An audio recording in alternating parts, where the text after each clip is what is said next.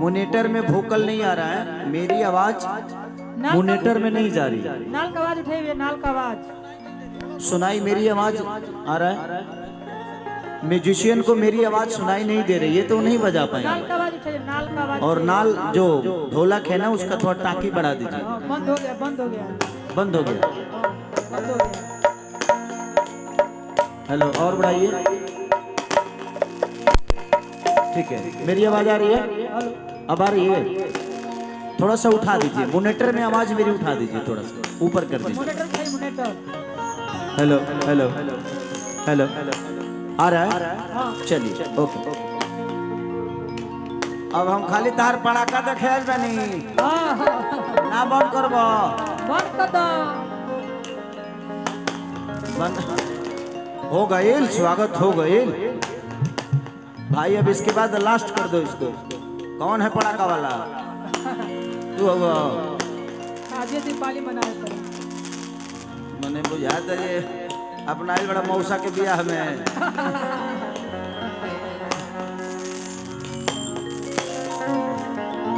कि माँ के ज्योति से नूर मिलता है,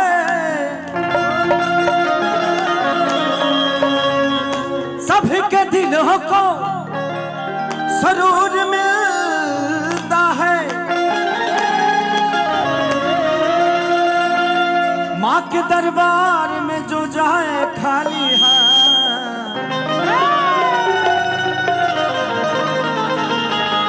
उसे कुछ ना कुछ जरूर मिलता है।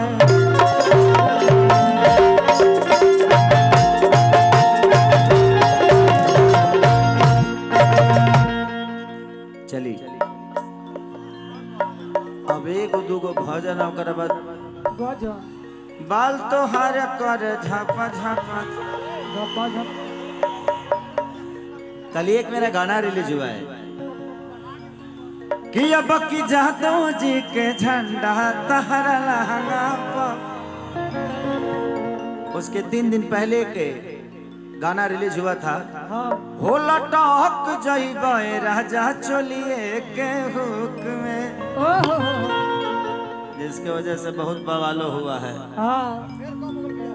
फिर बंद हो गया। ये बंद हो गया। फिर नाल का टाकी आप बंद क्यों करते हैं? थोड़ा सा उसको बढ़ा के रखिए, तभी मुझे सुनाई देगा। जो सीटी रोक रहा बाज रहा है उसको रोकिए, नाल का मत कम कीजिए। जहाँ तक सीटी न मारे वहां तक रखिए। उठाइए। बस बस, अब इसको छोड़ दीजिए, धैर्य मत रहिए। हाँ। कि माटी के मूर्ति से तकेली मुस्काई के,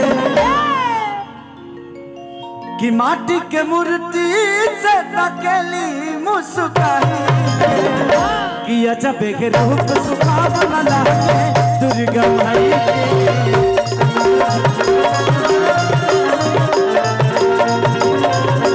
अजब के रूप सुहावना लागे दुर्गा माई के।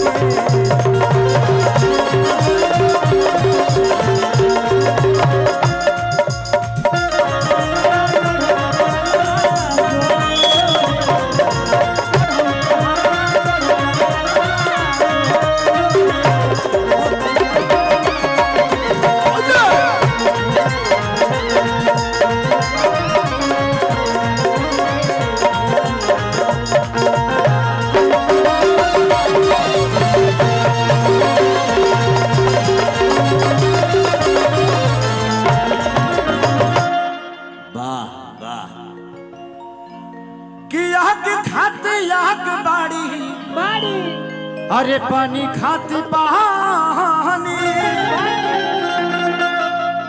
जे जैसे चाहे वैसे, अरे मिले माता रानी। कि आग खाती आग पानी, पानी खाती पानी,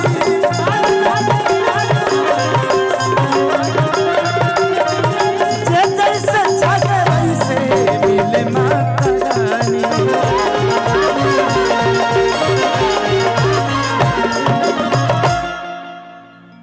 कि मैया सभा के दर्शन देली मन हर साई के,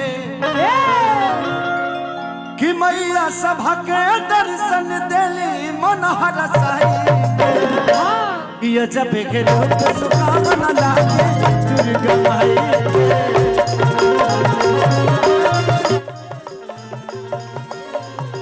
ये जब के रूप सुहावना लागे दुर्गा माई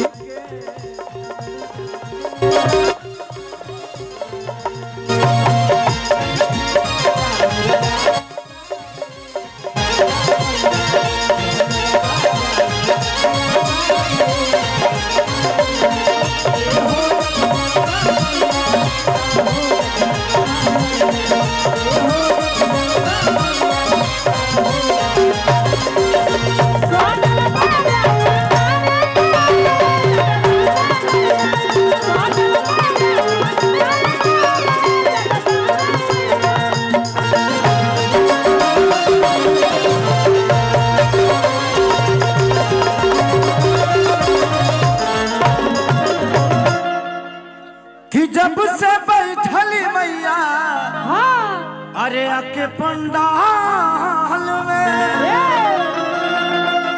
अजबे के उर्जा देखा बाटे प्यारे लाल में कि जब से बैठली मैया आके पंडाल में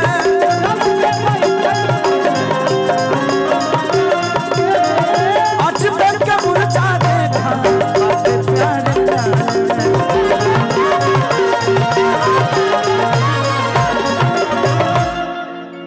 कि खेसरिया सब कुछ पवलस देवी भजन गाई के